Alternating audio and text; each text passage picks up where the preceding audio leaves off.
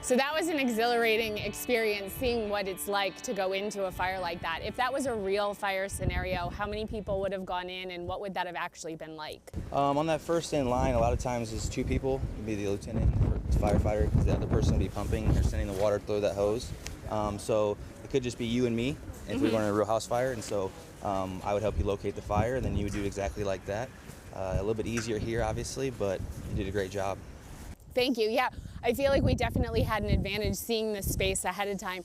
When you go into a fire like that, not knowing anything, how do you sort of find your way around? And if someone's outside saying, you know, my kid or my dog or whatever is in there, how do you prioritize what's what? So I think it starts with training. You know, we're out here at the Champaign Fire Academy today, but getting an idea of what the building is like, where possible bedrooms are, getting any information from the residents that are telling us where possible victims are at, and then just using our senses when we're inside, searching and trying to just locate the fire. It's just kind of just all the training is what puts us into our game plan.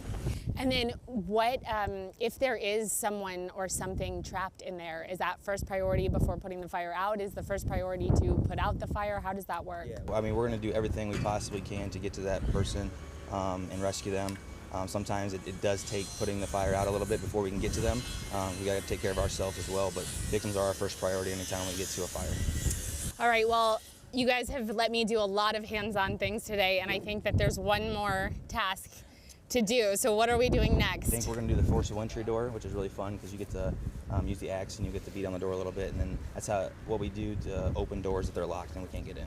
Okay, great. Let's give it a try. Yep. Do it from this angle. Yeah, you do it right there. Oh, like this? Nope.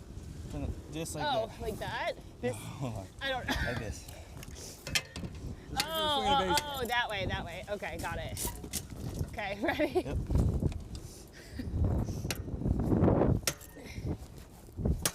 Oops. There you go. There you go. Keep driving. Drive. We should switch. Okay, we can switch. All right.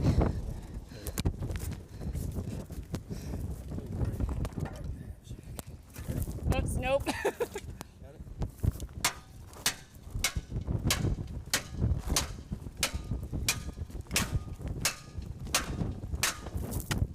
And then now what?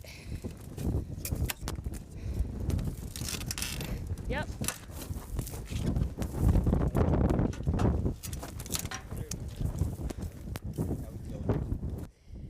All right, so now I know how to get into a building. I know how to put out a fire, but for people who are watching at home, do you have a few fire safety tips?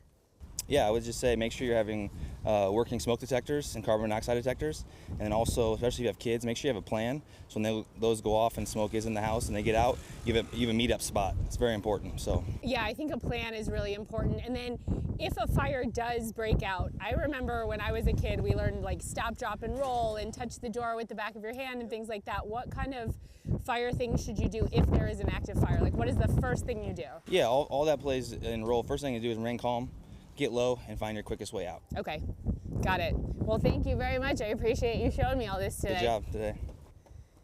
I have had a great day hanging out with the Champaign Fire Department, learning exactly what it's like to be a firefighter and getting some great fire safety tips. I want to give a huge shout out to all of our first responders and a big thank you to the fire department for letting us be here today, and for Whitney for helping coordinate everything behind the scenes.